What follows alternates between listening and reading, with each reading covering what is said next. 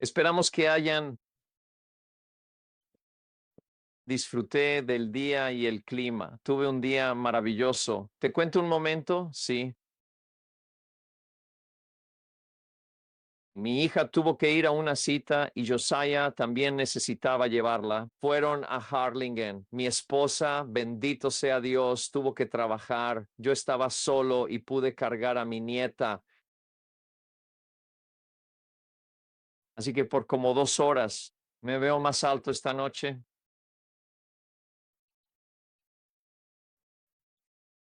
Así que no sé qué tan bien saldrá esta lección. Lo siento, la verdad no me importa mucho. Hoy tuve que mantenerme firme en mi prioridad, así que tuve la oportunidad de cargar a Ellie Mae, lo cual para mí es muy raro porque tengo que estar peleando con mi esposa y con todos los demás. Y el tío Ray, allá atrás, él también la carga. En fin, espero que hayas tenido un buen día. Vamos a pedirle a Dios que bendiga nuestro tiempo juntos. ¿Te unes a mí? Oramos juntos. Señor Jesús, gracias Dios por tus bendiciones y bondad. Agradecemos, Señor, poder aprender de ti y profundizar en tu palabra. Te doy gracias por quienes están aquí esta noche, por su hambre y su deseo. Señor, gracias porque tú suples cada necesidad en nuestra vida. Sabes exactamente dónde estamos. Muchas gracias, Señor, por tu alcance hacia nosotros. Gracias, Dios, por movernos y movernos. En el nombre de Jesús oramos. Amén. Amén. Amén. Dios lo bendiga. Dios lo bendiga. Pues bien, hemos logrado hacer algo increíble. Tenemos, hemos logrado cubrir todo esto en tan solo poco más de un año completo de trabajo. Hemos cubierto los primeros 5 libros del Antiguo Testamento y ahora estamos entrando en un segmento muy importante que será el libro de Josué, pero es importante que tomemos un momento y consideremos lo que hemos aprendido. Debemos enfocarnos en lo que hemos aprendido. Soy consciente de que estamos progresando un poco lento en esto, pero para cada judío, bien, piensen detenidamente sobre este punto por un momento. Cada judío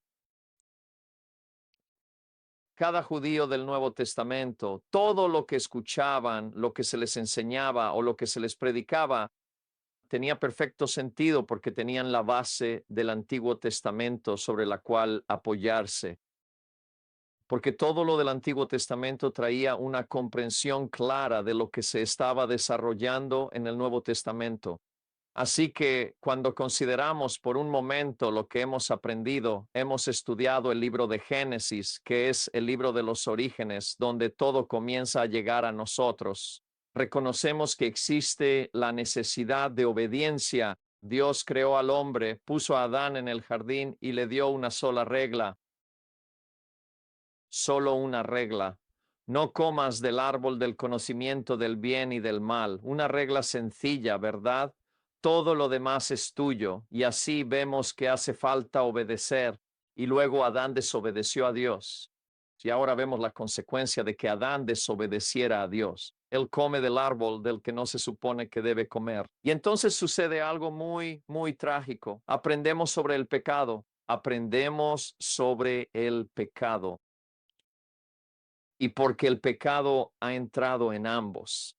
Sí, entró primero en Adán porque Adán desobedeció directamente a Dios. Pero luego Eva, proveniente del pecado de Adán, también ahora lo tiene en su vida. Y esta acción trae algo terrible. ¿Qué es la terriblez del pecado? Es la separación de Dios, la separación del Espíritu de Dios, la desobediencia. ¿Qué más aprendimos entonces? Aprendimos que el pecado viene con una penalidad y la penalidad tristemente es la muerte. Pero ¿no es fascinante que aprendimos que en realidad hay dos tipos de muerte? lo vemos suceder primero con Adán. Dios le dijo, el día que comas del árbol, ciertamente morirás. Él no murió físicamente, pero reconocemos primero, lo primero que se siente, lo que se siente de inmediato es esta muerte espiritual. Él está muerto espiritualmente. Esto sucede no solo con Adán, sino también con Eva. Oyeron la voz del Señor Dios caminando en el jardín al fresco del día, y Adán y su esposa ahora se escondieron de la presencia de Dios. Ahora tú y yo somos diferentes de Adán y Eva en que en el momento en que Adán y Eva desobedecieron, la muerte espiritual vino sobre ellos. Y ahora, donde estaba la presencia de Dios, ellos se escondían. Tú y yo en realidad nacemos muertos. Ese es el problema. Y mira, sin ese entendimiento nunca damos un paso hacia Dios. Nacemos espiritualmente muertos, espiritualmente separados de Él. Luego, la segunda parte es que encontramos que eso es lo que se siente y se experimenta en nuestra carne. De hecho, hay una muerte física y lo vemos en Génesis 5:5 todos los días de Adán. Él vivió en total, fueron 930 años. Puedo imaginarme perfectamente a Adán con 930 años de edad y te aseguro y prometo que él pensaba, ¿a dónde se fue todo ese tiempo? ¿Qué le pasó? Simplemente desapareció. Recuerdo haber escuchado a mi papá hacer ese tipo de comentarios cuando yo era más joven y yo pensaba, oh, ya sabes lo que sea, porque ya sabes, cuando eres joven es como si pasar la secundaria fueran 6 vidas, ¿sabes? Y luego parece que faltan 8 vidas más antes de poder conducir. Luego conduces, te gradúas, quizá vas a una escuela técnica o a la universidad y luego, ya sabes, finalmente te casas y todas esas cosas y entonces todo tarda una eternidad. A los 30 se acerca sigilosamente, a los 40 lo piensas, pero al cruzar los 50, ¿dónde se fue Tom? ¿Dónde se fue Time? Y aquí vemos dos tipos de muerte. Y luego aprendemos el precio del pecado.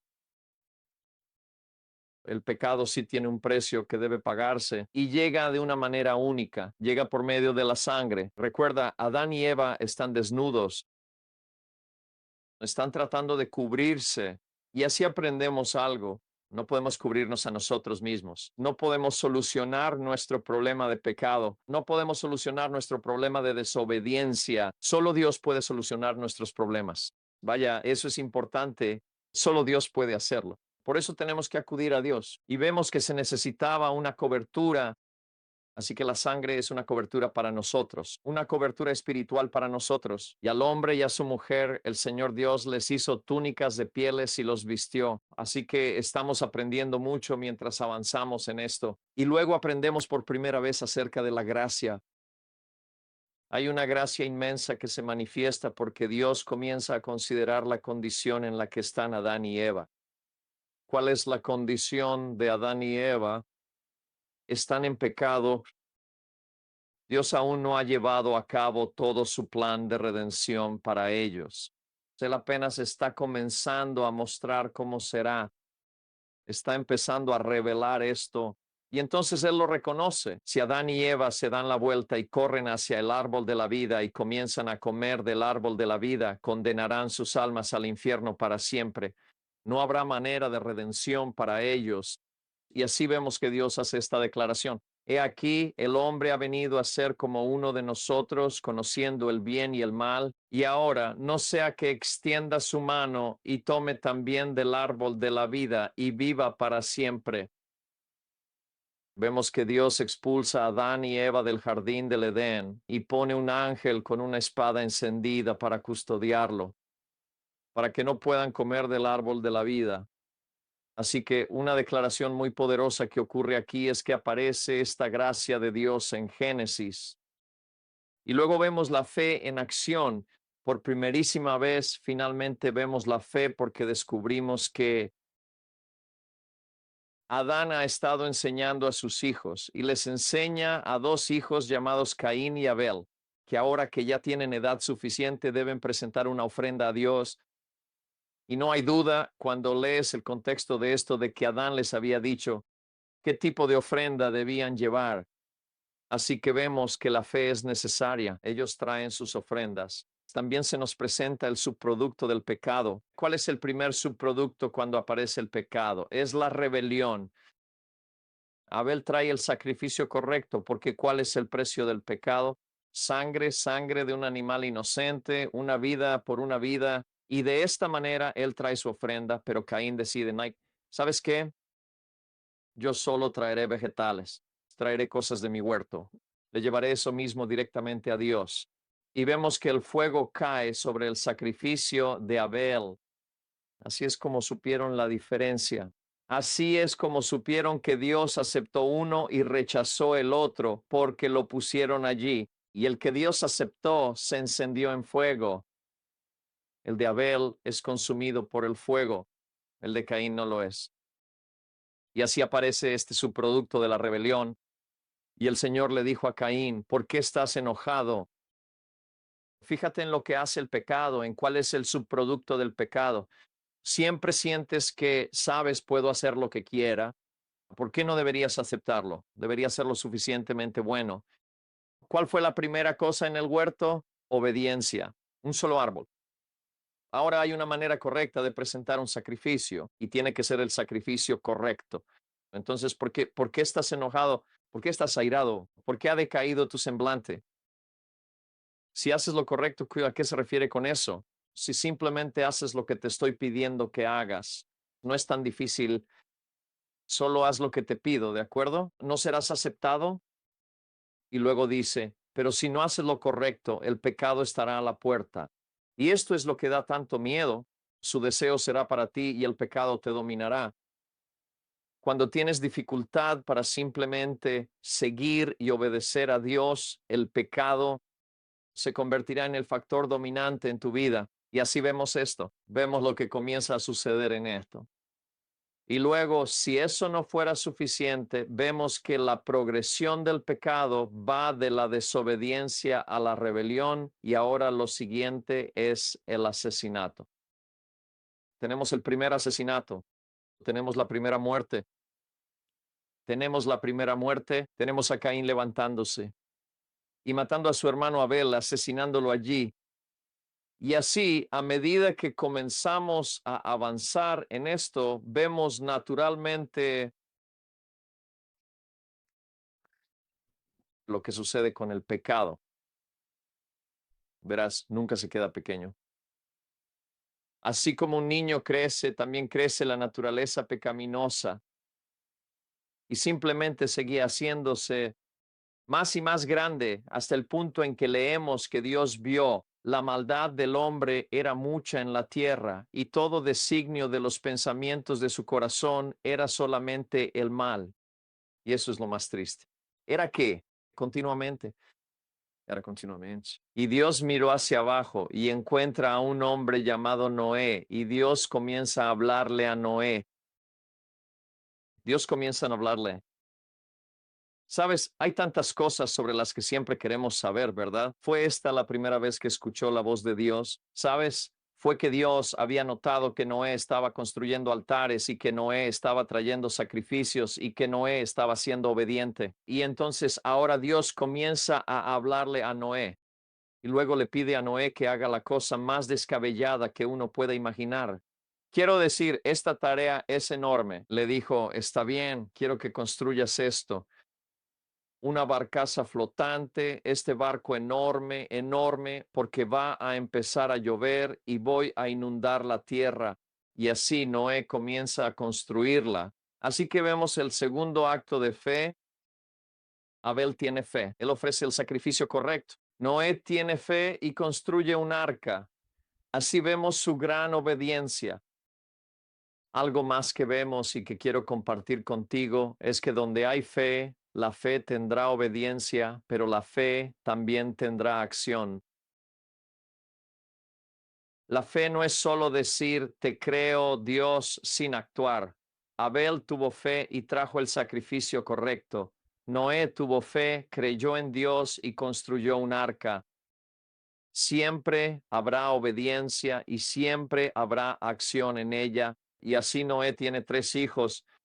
Después de salir del arca, Jafet y Cam, impostor, comienzan a repoblar la tierra. En medio de esa farsa surge un hombre llamado Abraham y Abraham se convierte en el gran padre de la fe. Aquí tenemos a un hombre que realmente comienza a vivir por fe, empieza a caminar por fe, cree en Dios y se aferra firmemente a las cosas de Dios. Y es a Abraham a quien Dios le dice, vas a tener un hijo. Y espera 20 años.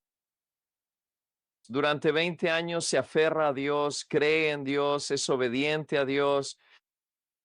Y luego, después de recibir a ese hijo, Dios se manifiesta y una vez más pone a prueba a Abraham. Y le dijo, Abraham, quiero que tomes a tu hijo, quiero que tomes a Isaac, quiero que subas al monte Horeb y quiero que lo ofrezcas como un sacrificio especial para mí. Y aquí está el patriarca Abraham, que tenía tanta fe profunda en Dios y que era tan sumamente obediente a su palabra, que comenzó a subir lentamente a la montaña. Y él simplemente dijo, ya sabes, vamos a subir allí y vamos a adorar a Dios. Más adelante escucharíamos decir que Abraham creía en Dios, que si Dios pudo dárselo, incluso si tenía que ofrecerlo como sacrificio, Dios era capaz de devolverle la vida. Fe, fe con obediencia, fe, creer, fe con acción. Mira cuán fuerte es este Antiguo Testamento para ti y para mí al establecer lo que vendrá en el Nuevo Testamento. Y así vemos que Isaac llega e Isaac tiene dos hijos. Tiene a Esaú. La razón por la que se llama Esaú es porque era todo rojizo. Era la versión del Antiguo Testamento de pie grande, rojo y peludo. Era un cazador. Le encantaba el campo. Jacob, en cambio, era alguien que criaba ovejas. Él se quedaba en la casa, estaba conectado con su madre. Y ahora se nos presenta algo muy poderoso. Aprendemos la importancia de cómo Dios va a ver las cosas. ¿Cómo verá Dios las cosas? Esto es lo que aprendemos. Vemos que se necesita obediencia, se necesita fe. Y cuando tienes fe, habrá acción en ello, en tu obediencia a Dios. Pero luego vemos que la manera en que Dios lo ve y la manera en que nosotros lo vemos va a ser totalmente diferente, porque el hombre ve esto pensando que el primogénito merece el derecho de nacimiento. Y Dios dice, no, el primer nacimiento es pecado. Lo que yo quiero es el segundo nacimiento. Tienes que nacer de nuevo. Y el segundo nacimiento es el nacimiento que yo bendeciré. Así que Isaac tiene un problema porque quiere poner sus manos sobre Esaú y quiere bendecirlo porque él es su primogénito y a él le corresponde el derecho de primogenitura. Pero Dios dice, no, a Esaú he despreciado, a Jacob amé, y es a Jacob a quien quiero bendecir. Y así, aunque no estemos de acuerdo con cómo sucedió todo, porque requirió un poco de engaño, descubrimos que Isaac termina imponiendo sus manos sobre Jacob y bendice al segundo, porque estamos aprendiendo algo en el Antiguo Testamento que nos va a ayudar en el Nuevo Testamento. Y eso es que tu primer nacimiento no es suficiente para ti. Tienes que nacer de nuevo, nacer de agua y del Espíritu. Y así aparece Jacob, y Jacob no es el mejor. De hecho, su nombre, Jacob, significa un engañador. Significa el que agarra el talón. Significa no me des la espalda porque te voy a robar el bolsillo.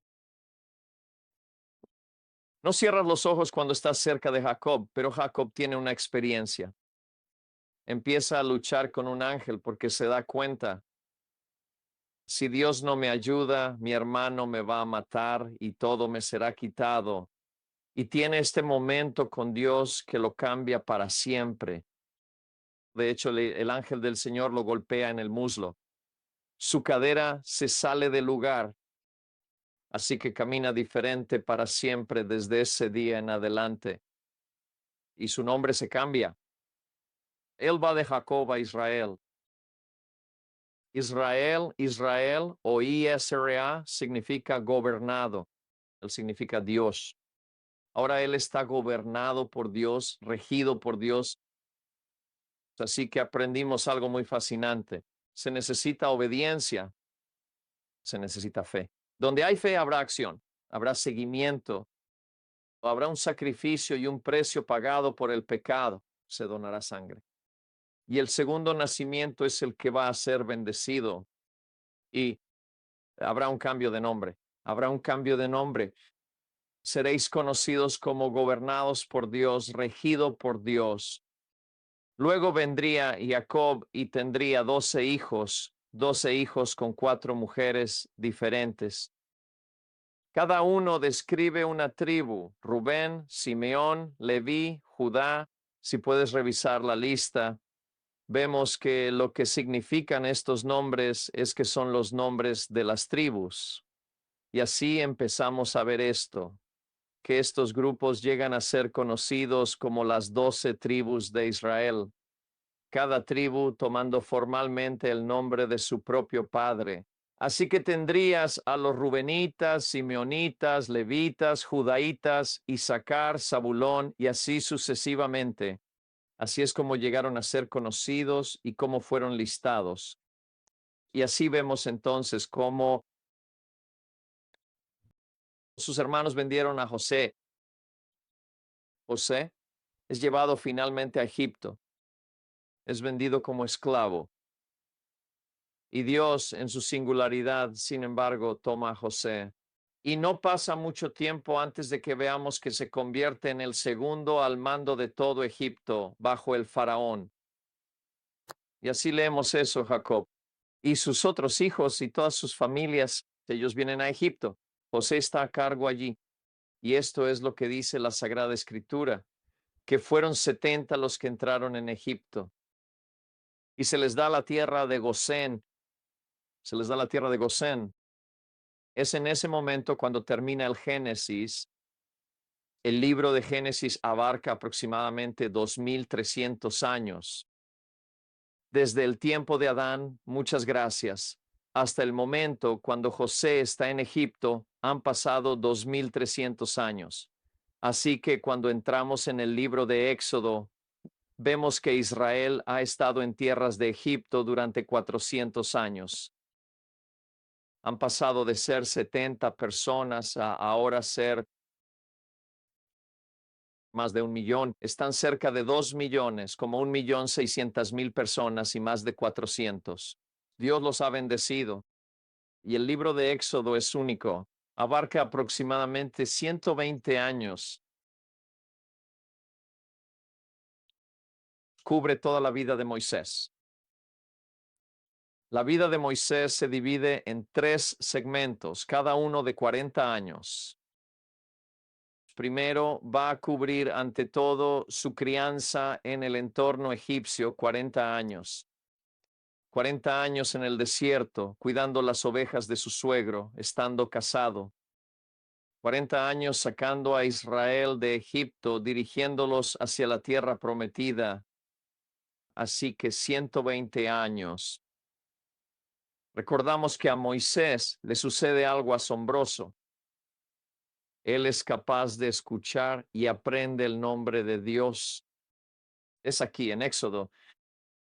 En el capítulo 3, Moisés un día ve una zarza que arde pero no se consume y comienza a acercarse y Dios lo detiene y le dice: quítate los zapatos porque el lugar donde estás es tierra santa. Y allí se presenta a Moisés. Yo soy el que soy, que es el término Yahvé. Yo soy o yo llegaré a ser, seré lo que necesites que sea. Así que observa la fuerza en lo que estamos aprendiendo. Y vemos que Moisés comienza a escuchar. ¿Y qué sucede? ¿Qué encontramos? Tiene que haber creencia. Luego la creencia lleva a la fe. La fe lleva a la obediencia. La obediencia y la fe llevan a la acción, a seguir las cosas de Dios. Y él va a Egipto y se desatan 10 plagas. Y en las 10 plagas es entonces cuando nosotros vemos cómo será la redención, porque Dios los va a redimir de Egipto. Y entonces, ¿qué les da? Les da lo que se llama la Pascua. Esto es tan poderoso, ¿verdad? La Pascua. ¿Cuál es la declaración? El ángel de la muerte viene. Espera, la muerte. La muerte está conectada con el pecado. El pecado tiene que tener un precio. El precio es sangre. El precio es una vida inocente. El precio es vida por vida. Así que tendrás que tomar un cordero, no cualquier cordero, un cordero sin defecto. No puede tener mancha, no puede estar enfermo. Tendrás que tomarlo, tendrás que tomar su sangre. Tendrás que aplicar la sangre porque debe haber una cobertura. Donde quiera que el ángel de la muerte vea la sangre, serás librado. Y tienes que consumir el cordero. Tienes que tener todo el cordero. Tienes que recibirlo todo. Entonces, ¿qué vemos? Debe haber una creencia. Debe haber fe. Debe haber obediencia. La fe y la obediencia llevarán a una acción. Habrá que tomar el cordero. Habrá que tomar la sangre. Habrá que aplicar todo eso. El ángel de la muerte viene. ¿Qué sucede? La redención está comenzando para Israel. Pero ¿a qué conduce el arrepentimiento? Va a conducir a un bautismo. Así que terminaron en un mar rojo. ¿Por qué es eso significativo? Porque cuando vas a las aguas del mar rojo, tu pasado y tu enemigo no pueden seguirte. ¿Qué muere en las aguas del bautismo? Tu pasado y tu enemigo. ¿Qué te guía a partir de entonces? El Espíritu de Dios. Él se convierte en tu guía y tu director. ¿Y a dónde te está llevando? A sus promesas. ¿Ves la importancia de un fundamento? Por eso cuando entras en un Nuevo Testamento tiene perfecto sentido lo que se está dando y explicando sobre un nuevo nacimiento, sobre el arrepentimiento, sobre el bautismo, sobre el llenado del Espíritu y la guía de Dios. Esto es lo que hemos aprendido, esto es lo que hemos visto y así llegan al monte Sinaí porque esto es lo que sucede. No es suficiente solo nacer de nuevo, tener una nueva vida, arrepentimiento, bautismo y la guía del Espíritu. ¿Qué más debes tener? Necesitas la palabra de Dios, necesitas aprender las nuevas leyes, necesitas aprender cómo vivir. ¿Por qué? Se te ha dado una nueva vida. Has salido de la esclavitud, pero ahora vives para Dios. La forma en que solías vivir ya no es la manera en que vas a vivir. Dios tiene una nueva manera para que vivas. Así que llega este momento en el monte Sinaí. Les toma unos 3 meses llegar allí y Dios quiere entrar en un pacto con ellos. Y Él les da el entendimiento del pacto, que es Él. Los 10 mandamientos. Esta es la parte de la relación entre ellos y cómo se llevan con Dios y luego cómo se llevan entre sí. Y luego necesitan vivir unos con otros. Y así se les dan mandamientos de lo que deberían ser, ¿verdad? ¿Qué deberían ser? Deberían ser santos. Deberían ser un reino de sacerdotes. Deberían seguirme a mí. Y luego se les dan juicios, ¿verdad? Justicia, para que así vivan legalmente entre ellos, sin robarse unos a otros y haciendo las cosas bien. Y luego ordenanzas necesitaban saber sobre la vida religiosa y la adoración. Así que todo eso se les da y se les presenta. Y finalmente vemos que Dios hace una declaración contundente. Y que me hagan un santuario para que yo habite entre ellos. Siempre ha sido el deseo de Dios habitar entre ellos, estar con ellos.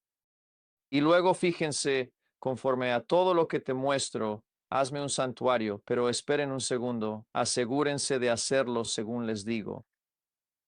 Conforme al modelo del tabernáculo y al modelo de todos sus utensilios, así lo haréis. Sean obedientes a lo que digo, háganlo según lo que digo. Así que por Dios, todo lo que estamos viendo, tienen que creer en ello, tengan fe, tienen que tener obediencia. La obediencia llevará a la acción. Y así empiezan a construirlo. Y a continuación sigue el libro de Levítico. Si vemos el libro de Levítico, recuerden que Levítico abarca un mes, ¿verdad? Un mes.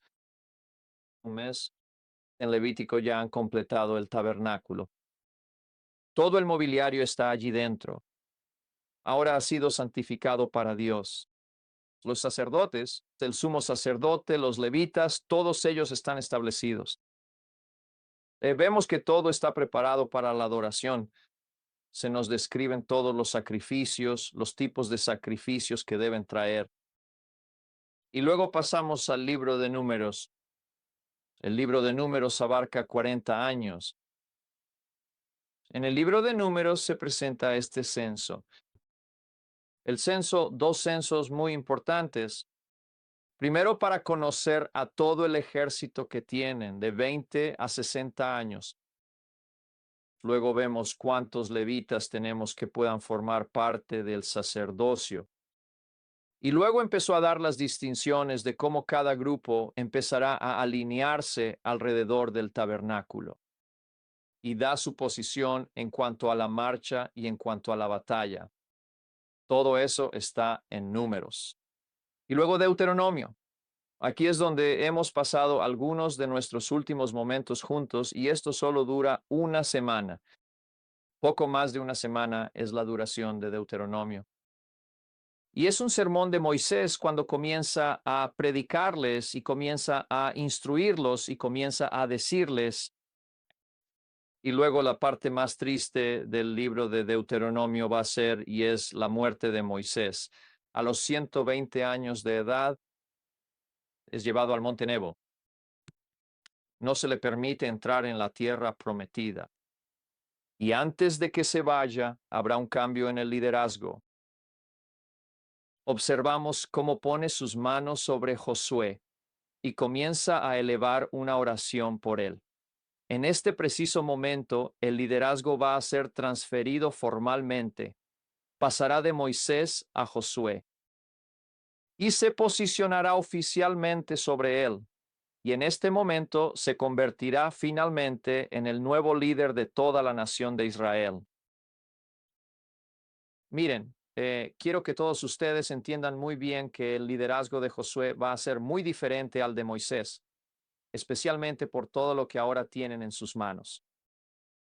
Ahora tienen un sistema completo establecido sobre cómo van a adorar. Tienen todo un sistema establecido para un lugar de adoración, el tabernáculo. Tienen el sacerdocio, tienen los sacrificios, todas esas cosas les son dadas ahora. Y así Josué viniendo y estando en el liderazgo va a ser muy diferente en cuanto a su apariencia que Moisés. Y así completamos los primeros 5 libros. En hebreo se conoce como la Torá o la ley. En griego se llama el Pentateuco. Pentateuco son en realidad 2 palabras en griego. Significa 5 y luego se podría decir volúmenes o 5 volúmenes. Y así concluye todo lo que se conoce como la ley, los primeros 5 libros de la Biblia. Y así ahora eso nos lleva al libro de Josué. Este libro es absolutamente asombroso porque vamos a verlos entrar en su tierra prometida. Van a luchar contra 7 naciones. 7 naciones que son más fuertes que ellos, más grandes que ellos, más poderosas que ellos. Y sin embargo, Dios va a traer una gran liberación para ellos. En la actualidad, diversos investigadores y estudiosos de la Biblia creen que el libro de Josué se sitúa unos 600 años después de Abraham. De acuerdo, 600 años después de Abraham. Si más o menos calculan esto, estaríamos hablando hace casi 170 años. Desde el momento en que nace Moisés, más o menos. ¿Bien? Así que Josué no es necesariamente un hombre joven, tiene unos 79 años cuando comienza el libro. Y vemos que este libro abarca unos 31 años. El libro de Josué abarca unos 31 años y lleva el nombre de su personaje principal. Se llama así por Josué. Hay cierta duda sobre quién escribió el libro de Josué. Se asume de manera natural que Josué lo escribió, pero no existe una mención real de eso, así que es solo algo que se trata de una suposición. Ahora, recuerden lo que estamos analizando. Queremos saber sobre la redención de Dios y cómo se desarrolla. Así que en la primera parte de la redención de Dios, que cubre un segmento enorme, abarca desde el Génesis hasta el Deuteronomio, un segmento enorme, 5 libros de la Biblia, una cantidad enorme. En esta primera parte vemos que Dios redimió a su pueblo de la esclavitud en Egipto. Y vemos cómo lo hizo, cómo lo lleva a cabo, que esta Pascua se celebrará cada año para recordarles cómo Dios los redimió de la esclavitud en Egipto y luego cómo formalizó su amor por ellos en el Sinaí, haciendo un pacto con ellos. Yo seré su Dios y ustedes serán mi pueblo. Tengo que adelantarme un momento. Si entienden el poder de la Pascua, que todo judío al crecer comprende, esa fue la redención. Así es como Dios nos redimió de Egipto, tomando el cordero, tomando la sangre del cordero, aplicándola en el marco de la puerta, comiendo el cordero. Y ahora de repente Jesús está allí, reunido con sus discípulos en Juan 13. Se están preparando para comer esta Pascua y Él los detiene y dice, voy a cambiar esto. Ya no va a ser una Pascua. Esto ahora se convertirá en la cena del Señor. Y Él dice, tomen este pan. Esto es partido. Eso caló muy hondo en ellos porque, ¿qué está haciendo? Está cambiando la redención. Está cambiando lo que la redención significaba para ellos, ¿verdad? Les está mostrando, aquí está ahora lo que será su redención. Mi cuerpo partido por ustedes, mi sangre derramada por ustedes. Bien. Así que ahora la primera parte del Génesis al Deuteronomio, esto es lo que aprendemos. Pero la segunda parte en el libro de Josué es igual de significativa. Es una continuación de lo que Dios quiere para ellos. Dios no quiere redimirte para luego no hacer nada por ti. Él quiere redimirte para introducirte en sus promesas. Él quiere redimirte para llevarte a sus bendiciones. Él quiere redimirte para darte la vida eterna. Así que mientras los primeros 5 libros tratan sobre la redención y sobre su amor por ti, la siguiente parte, la parte 2, trata de qué? Dios se convierte en tu guerrero divino. ¿Quién pelea por ti? Dios pelea por ti. ¿Entiendes el poder de lo que significa convertirte en un hijo de Dios? Que después de que la redención aparezca en tu vida, diríamos, después de que la salvación llegue a nuestra vida, Dios pelea por nosotros. Por eso a menudo cuando leemos en el Nuevo Testamento dice, quedaos quietos y ved la salvación de Dios. Pablo lo escribiría así, no os venguéis, pues mía es la venganza, dice el Señor. ¿De dónde saca eso? Un principio del Antiguo Testamento. Él dice, no tomes el asunto en tus propias manos. Ora por ellos. Permite que sea Dios quien pelee por ti, porque eso es exactamente lo que Él quiere hacer. Él desea pelear por ti. Y luego vemos que Él va a llevar a su pueblo a la tierra de la promesa. Y eso es lo que tenemos ahora. Dios nos está trayendo. Dios nos está guiando hacia lo que ha prometido para ti y para mí. Un escenario tan poderoso. Al final, esto sucede justo al final de la Torá, ¿no es cierto? Al llegar al final de esto vemos algunas cosas asombrosas. Vemos cómo se necesita esa fe, obediencia, que hay acción. Vemos que se necesita sangre para el pago del pecado, pero no cualquier sangre. Tiene que ser sin mancha, inocente, sangre derramada. Sin el derramamiento de sangre no hay qué, lavado o cobertura para los pecados. Vemos eso. Vemos la liberación que ocurre a través del cruce del agua. Vemos el Espíritu y la presencia de Dios que vemos en el Antiguo Testamento. Que cada vez que Dios aparece había algún tipo de manifestación visible. Vaya, eso es muy importante. Es muy importante que cuando Dios aparece hay una manifestación de su presencia, de que Él se encuentra entre ellos.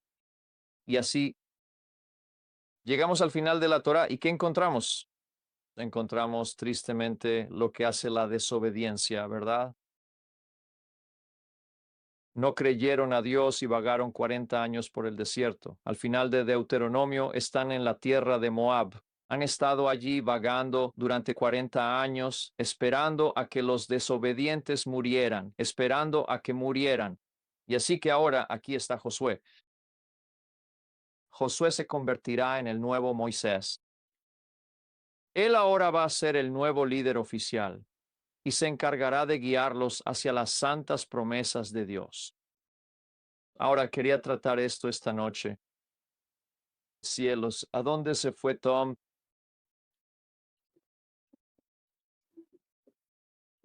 Tal vez pueda reducir esto. Una de las cosas que será un gran reto, tal vez no nuestro, pero con lo que la mayoría de las personas suele batallar, es lo cruel que es este libro. Van a tener que prepararse muy bien para la crueldad de este libro en las siguientes páginas, porque cuando Dios comienza a hablarle directamente a Josué, les voy a dar esto. Él establece algunas cosas fundamentales y serias que son muy cosas difíciles que cuando las leemos con nuestra mentalidad del siglo XXI nos va a costar trabajo entender esto. Esta noche tenemos la bendición de tener a algunos jóvenes, muy jóvenes con nosotros, muy jóvenes. Y se imaginan, en nuestro tiempo sería muy difícil pensar que vamos a la guerra. Y él dice, no puedes dejar que ninguno de ellos viva. No, no puedes dejar que ninguno de ellos viva. No puedes hacer alianzas con ninguno de ellos. Vas a entrar en su aldea, en su ciudad, en sus pueblos y vas a matar a cada uno de ellos. Así que este libro causa mucha controversia. Genera controversia porque algunos dicen, ¿cómo puede Dios ser amoroso? De hecho, les cuesta mucho. Por eso tantos quieren deshacerse del Antiguo Testamento, porque dicen, bueno, no puedo con el Dios del Antiguo Testamento. Me gusta el Dios del Nuevo Testamento, este Dios de amor, y quieren separarlo. Así que tenemos que considerar algunas cosas, ¿verdad? Tenemos que considerar algunas cosas cuando entramos en esto. Primero que nada, hay una convicción en el Antiguo Testamento de que Yahvé, el Dios de Israel, es el creador de todo lo que existe.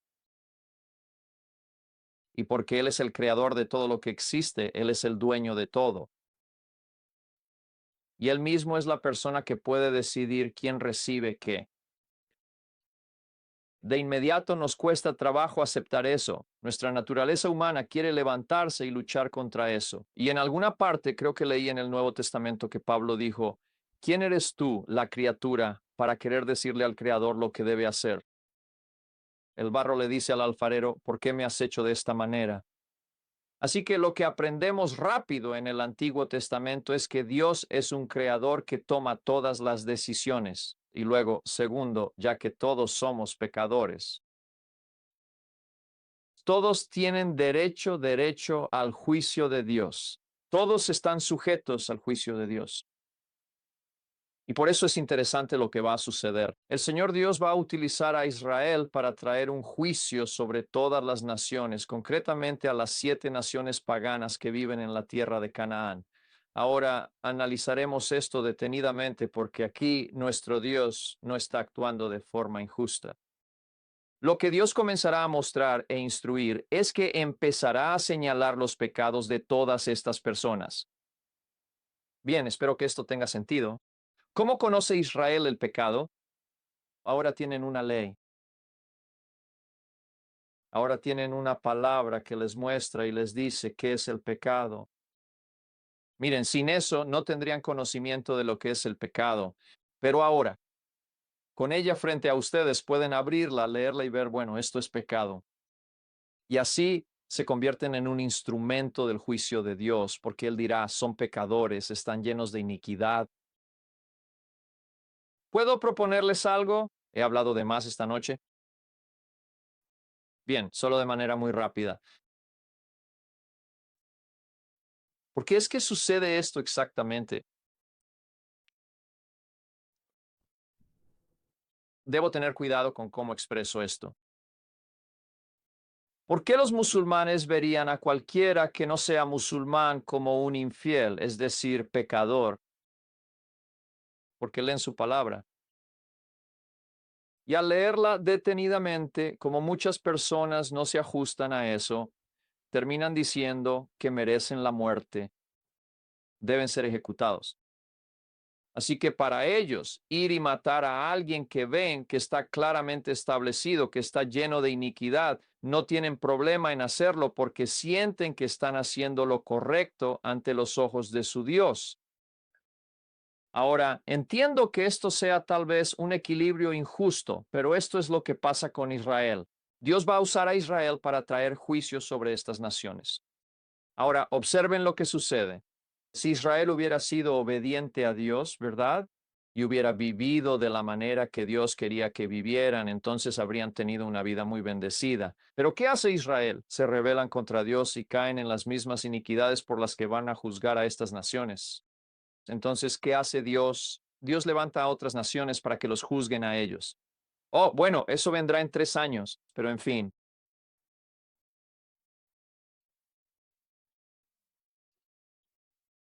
Muy bien, ahora permítanme terminar con esto. Si ven su esquema de manera muy rápida, si ven la parte superior, hay algo muy único en el libro de Josué.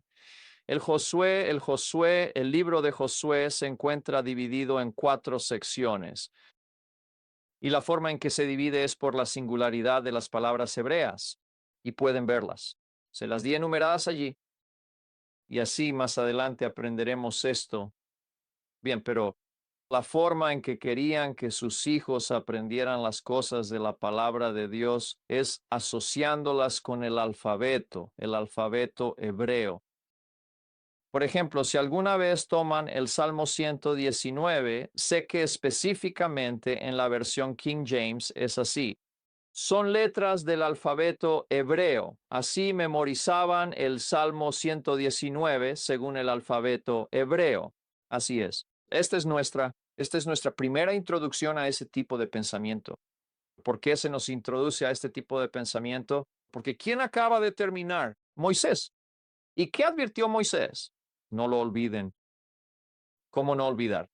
Tendrán que enseñarles esto a sus hijos. Así que hubo suficiente comprensión de cómo podemos enseñar esto. Necesitamos vincularlo junto con un alfabeto. De esa manera podemos enseñarlo. Y la historia de esto será más fácil de recordar para nuestros hijos. Y así se divide de esta manera el cruce del Jordán hacia la tierra, y luego la toma de la tierra, y luego la división de la tierra, y luego servir al Señor en la tierra. Ahora me disculpo, no sé leer hebreo, así que se lo puse en su esquema. ¿Está bien? Esas son las 4 palabras.